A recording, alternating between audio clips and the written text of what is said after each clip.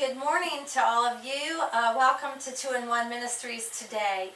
I'd like to let you know that we pray for you each week, and we would even welcome your questions. And also, if you have any ideas for subject matter that you would like for us to discuss in the future, as in maybe another book study, if we could hear back from you, that would be helpful to us. Have you ever wondered why we have needless and endless fightings in different countries around the world, endless wars, when it seems like we need to be rather focusing on the wars and trouble that we have here in America? So we are going to be discussing some of these questions today in our book, The Death of a Nation, written by John A. Stormer, and of course with the Holy Bible. And so I am so glad that you are here to join us today and to study this with our teacher, Todd Frederick. Okay, thank you for that introduction, Heather. And we're going through, moving away from our study on the riots of the 60s, kind of as a means of how the communists were using riots to bring down America. And it's basically multi-pronged facets there that the communists are doing. I want to also say, if you will subscribe to us and ring the bell twice, that way you can get notifications, that would be good. But then we just finished up last week about the salt of the earth is what Jesus said the church is. Because for the past 100 years, the church has been in decline and lost its saltiness. So therefore, whenever there's no salt in a nation, corruption comes in. Just like if you have a ham, you slaughter a hog and you get the ham off and you just put it in your pantry like that. It'll rot. But you put salt in there, the right amount of salt, it'll preserve it and to keep it from rotting, effects to set in and all like that. Our country is turning rotten because of the fact that, like I said, over all these years, the church has gotten lukewarm, lost its saltiness, no fire in the pulpit.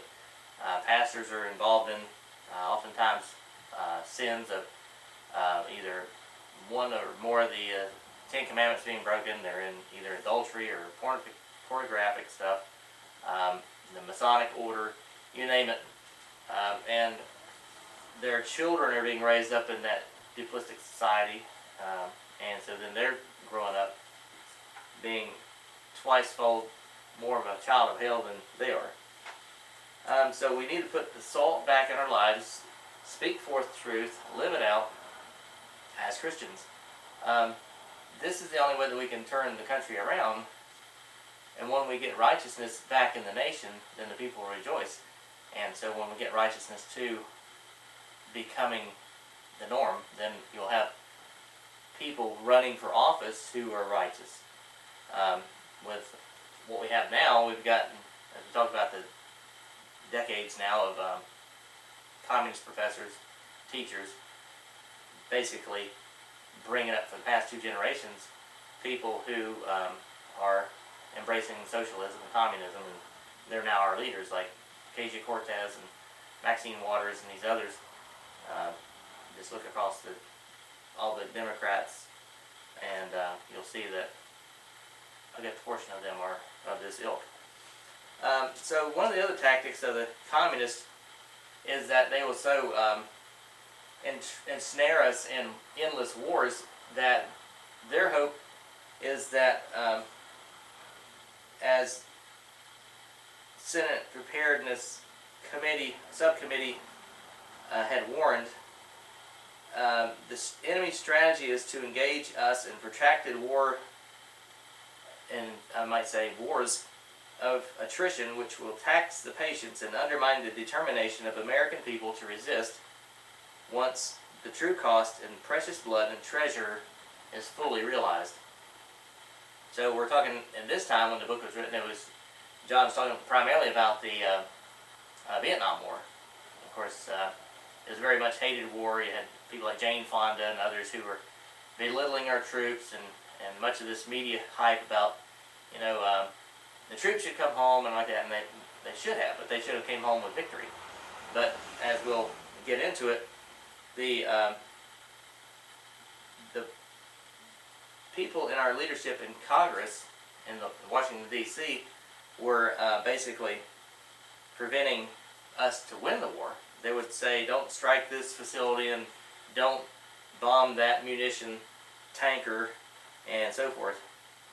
In this we're seeing that, as Jeremiah 4:9 says, if you want to look that up, Jeremiah 4:9. But John was saying that the communists have worked to destroy America's ability to resist their takeover, the communist takeover of the world. They've also been trying to destroy the will of the American people to resist. So what they do is they cause a little skirmish here. Instead of us fighting back then the Soviet Union in hand-to-hand combat, they'll send their ideology over into places like Korea. So then we went over there and was fighting, and Washington, D.C., the Congress and presidents were saying, you can't do this, you can't do that. So basically we'd lose the wars and not win them in due fashion. Jeremiah 4 verse 9, and it shall come to pass at that day, saith the Lord, that the heart of the king shall perish, and the heart of the princes, and the priest shall be astonished, and the prophet shall wonder. Then said I, Ah, Lord God, surely thou hast greatly deceived this people and Jerusalem, saying, Ye shall have peace, whereas the sword reacheth unto the soul. Yeah, so even as it says in the scripture there, that when wars are prolonged and all this stuff, people get discouraged. And part of the problem why God allows for stuff like this to happen is because the nation turns its back on God. America, like I said, has turned its back away from God, and so when we hear a call, so to speak, to go fight and free Korea or Vietnam, or in recent years Iraq or Afghanistan, see, it's all distractors to deplete the American treasury. You know, our money should be used, like Donald Trump said, and I thought this before he even brought it up, is that why is it that we're fighting over here, spending billions of dollars, and even maybe not in wars, but even in like one of the relief packages, we gave $1.2 billion to Egypt and $400 million to Sudan. Now, that's over $2 billion that could have been used to finish the wall. They fought back and forth, Nancy Pelosi and all like that about, we're not going to give you like $3 billion that you need for the wall. So, but we'll give them, our enemies and foreign entities, monies like that. So what this does, it brings down our value and worth, but we're building everybody else up. And that in itself is a form of communism. We take from the rich and give to the poor. So we're taking and expending, as John was saying in this well-documented book, Death of a Nation, he said that in March 1967, the Senate Preparedness Subcommittee warned that the Johnson administration was overtly restricting military efforts to win the war in Vietnam. And it could be that this effort was falling into the communist trap. It says the enemy strategy is to engage us in protracted war of attrition, which will tax the patience and undermine the determination of the American people to resist, once the true cost of the precious blood and treasure is fully realized. So if we lose a little bit of confidence, here we're fighting this war, and then all the expense of loss of lives and wounded soldiers and like that, then we got another war. We have another one. Pretty soon people are going to be fed up with it, and we're going to just say, well, let's just go along and get along. Surely the communists aren't too bad. But in the meanwhile, on that front, here you got all these decades of students coming up through various state colleges, learning about how good socialism is and communism. And so they're being good little Marxists, and they're saying, yeah, we don't need to fight against socialism. It's a great thing. So then we're continually eroding ourselves down to the point, bit by bit, we'll be giving into communists. Several months later, the Stuart Symington, Democrat from Missouri, spent several weeks in Southeast Asia, and he returned to tell the Senate that the Johnson administration was placing, quote, abnormal and unprecedented political restrictions on the use of air power in the Vietnam War, unquote. So he had interviewed the airmen and various people over there while he was visiting, and he said one pilot told the senator that while he was flying over barges loaded with trucks, ammunition, and oil, which had been unloaded from Soviet ships, that he was forbidden to shoot down those and sink those barges and blow up the equipment being unloaded off those Soviet tankers. So as a result of that, he says, so then later on, I have to then fly and pick them off individually while they're being used by the enemy. So the Soviets were supplying the Viet Cong with the war machinery. We couldn't touch it. Johnson administration and Congress and so forth said, you can't blow up those things. So then we have to pick them off one by one, he was saying. So like Trump had said here a while back, the government is full of people that are stupid. And so basically, when you have to make a decision, why not kill it at the source instead of having 1,000 pieces of equipment to fight, hit them all at once? So it's stuff like that because we got bad thinkers in Congress, they want to play politics and all like that. We're still seeing that today. That's why we've been fighting a war in Afghanistan for 20 years. How do you expect you got these backward people up in the hillside? I mean, do they have munition factories and oil and resources and all like that? No, the communists are supplying it to them. So we're fighting the communists, but on another ground field. So, yeah. To give another example, back at the Gulf War around 1990, we had a Marine come out here to our business. We have an appliance business here, and we also used to sell German Shepherd puppies, and he had come out to look at one of the puppies. But he was telling us how he and his team members, Marines, had Osama bin Laden completely surrounded, and they could have taken him out at that time. But I said, well, why didn't you? And he said, well, we didn't have the orders to do so. So this is just another example of endless wars with a plan for a no-win situation, which is going to result in needless death and frustration and waste of time and resources, and then it's also going to leave us, I think here at home, maybe not as prepared and protected on our own streets as well. Yeah, when you got Antifa and Black Lives Matter going through and burning down cities, and always, even back in the 1960s, there was over 100 cities burned down in 1967. And meanwhile, 100 cities. And we're over there fighting in some country probably about the size of South Carolina or Georgia or something like that. So it's like okay, bring the troops, put down the uprising here, but they're not doing that. And so it falls right into this communist trap. The Senator Symington was also told by another pilot who said he was forbidden to attack and destroy Russian-built MiG-21 fighter planes that were still on the ground near their base, near Hanoi. However, he has to fight them when they're in the air. So how much sense does that make?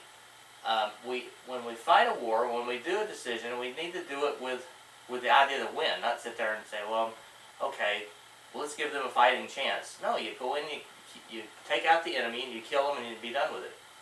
I don't understand why the government, NSA, and all these others are watching the FBI now, not back then in the 60s when J. Edgar Hoover was in charge of the FBI. But you'll hear about this mass shooting that will take place every once in a while in the States. And the FBI will say, well, we were watching and investigating it for like 3 months. And we were kind of watching and knowing that they're eventually going to attack. It's like, why watch and wait? Go in and take them out. I mean, you go in and take out somebody like Rudy Giuliani or some of these other guys in the middle of the night. They're sitting there minding their own business, and or like General Flynn. I mean, these people, for lying, for accused of lying or whatever. You'll have all these guys come in from the military or from some kind of a justice department. They'll break the door down at 2 in the morning and arrest the guy. For what? Lying. But then you'll let somebody like Osama bin Laden be right there in your scopes, and the guy could just, and the war be over. No, you don't do it.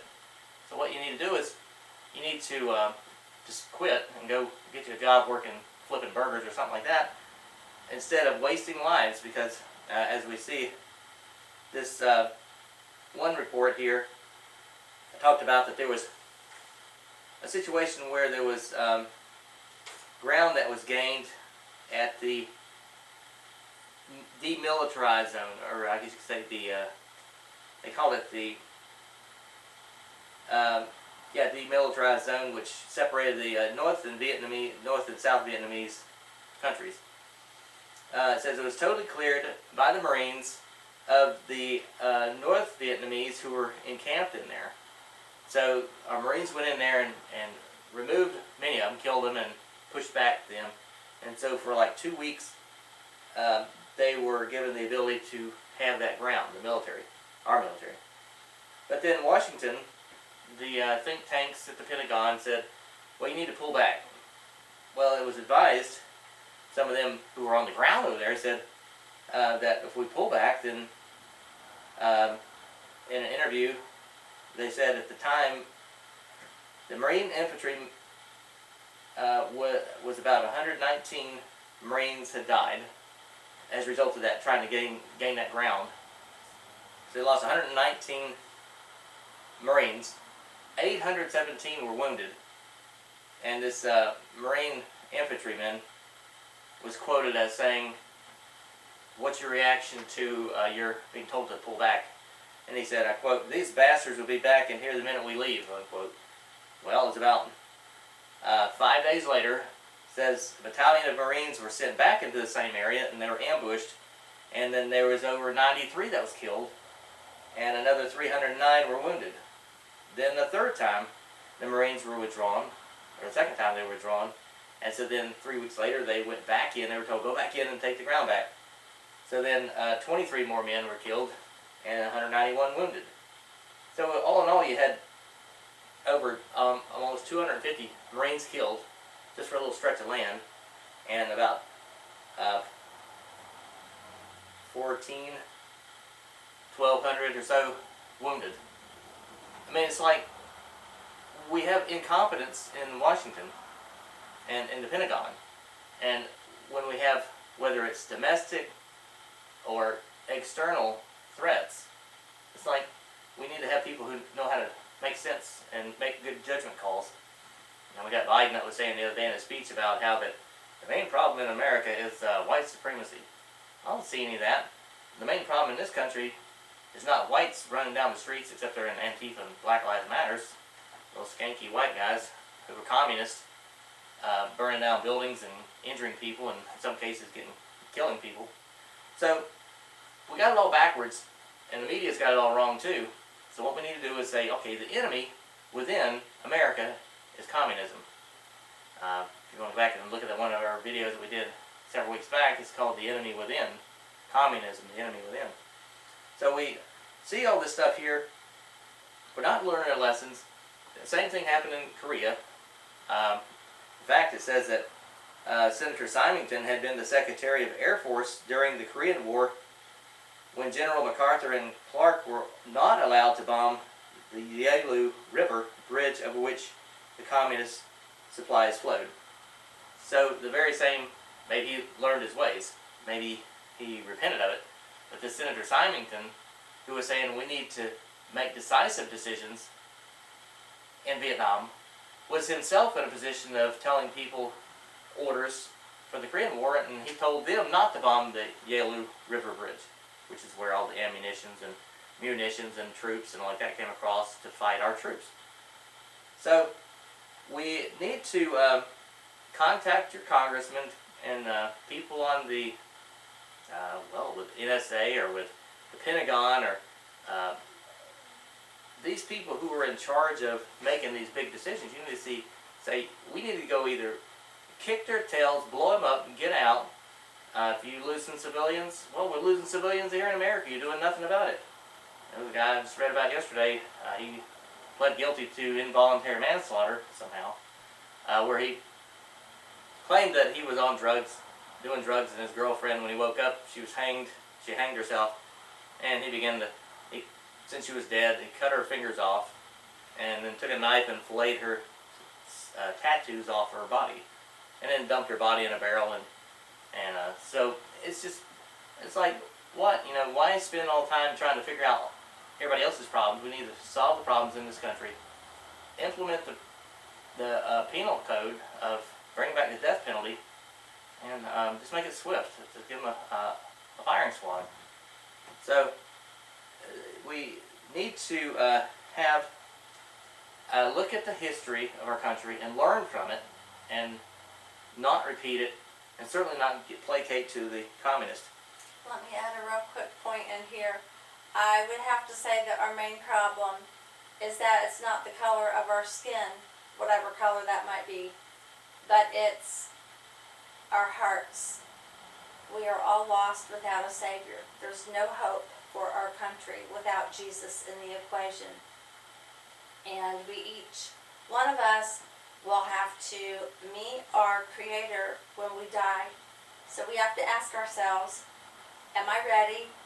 If I were to die now on our streets or on the battlefield in another country, or if the rapture were to happen today, where would I spend eternity? We have written on a card here how to get saved. And if you want to contact us and talk to us about that too, that would be fine. We'd love to do that. But we need to be prepared, because heaven is real and hell is real. And whatever you decide is where your eternity will be. So that's one of the main reasons why we do the 2-in-1 ministries, is to try to minister to people's hearts, because we're concerned about you and we care about each one of you. Individually and as a country. And so, as Senator Simon was talking about, this disenchantment with no-win awards has already caused many Americans to, quote, pull out. Let's pull out. That's back then, and it's, one general was said, there was an interview done, and he, Senator Taft, a Republican from Ohio, had stated that the Korean War, divided Korea would spark further wars by freeing the Chinese to attack anywhere in the Southeast Asia. And one thing we're forgetting about is we've got China is communist, and they're not our friend, they're our enemies. Russia now is somewhat freer than they were, but still, it's almost like when you see a snake, you're not too certain as to whether it's deadly or not. You don't want to just go and grab it. So Russia's still kind of questionable these days, but China's it's the gorilla in the room. And so it was asked, how long would it take to win the war in Korea? And some of these men who fought in it after it is over said we could have won it in 6 weeks. Won it. So that goes you there again. Tells you that these people who are just deciding the war tactics like that aren't doing it to win. So there's the other problem was that we were giving humanitarian aid, and in one case it said that there was computers. Russia said, and this was back in 1966. You think, okay, computers, were they around back then? Yeah, they were. They're probably like as big as this room. That would probably do what your phone can do now. But nonetheless, they were big. And and useful. And so Soviets said, we need to see if we can get some computers. We're going to be needing that for our advancements and being able to keep on top of, So the United States says, okay, and they sent the Soviets our computers.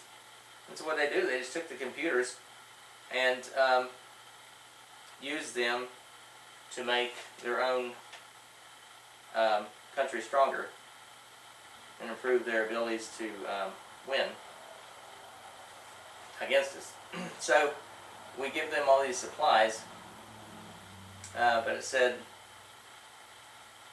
in regards to what we're doing for Russia, the Soviets back then, they were actually freeing up the resources to then give munitions and so forth to the Vietnamese. Satellite countries of Soviet Union, such as Poland, Czechoslovakia, Hungary, and Romania, etc., they were quietly supplying munitions to keep the war going in Vietnam. And there again, I said a while ago, it's like, who's supplying the Afghanis? And the same thing was done with Iran. In year 2000, they were just starting to build in Iran the nuclear facility. And so what do? We didn't go in and just bomb it and blow it up and say, okay, none of this is acceptable for you to have. No, we just said we'll go in and watch it, inspect it, make sure it's not going any further than we like. So now they have the capability of making actual nuclear weapons, nuclear grade radiation and stuff. So these are all things we're fighting, but we're losing because we're fighting with people who don't have good common sense. So Lenin said here, first I'll say the expanded programs, these U.S. programs helped build up the communist industrial machine, which supplied 80% of the guns, bullets, and MiG fighters and all like that was used against the Americans in Vietnam. 80%. So just think, if we didn't help the Soviets, then we would have had only 20% battle to fight instead of 100%. So it's all according to plan. Lenin said that when the final showdown came between communism and capitalism, the American capitalists would sell the communists the rope that they would then use to hang America with. Lenin said that the, quote, culture class of the capitalist countries of Western Europe and America, or in other words, the ruling class, and the financial aristocracy, and the idealistic Democrats will grant us credits which will fill the coffers of the communist organizations in their countries, while they enlarge and improve our armaments industry by supplying all kinds of wares which we will need for future attacks on our suppliers. And so right now, Lenin's dream is being fulfilled from that point to now. So there's several things that can be done, like in the case of the Vietnam War, which is all past history, but we can learn from it. There's about 4 different things that we can do now, learning from that war. And the main thing is the war of your soul. Satan comes to kill, steal, and destroy, but Jesus said, I come to give life and life more abundantly. So call on Jesus and be saved today. Thanks for watching. Subscribe. Come back.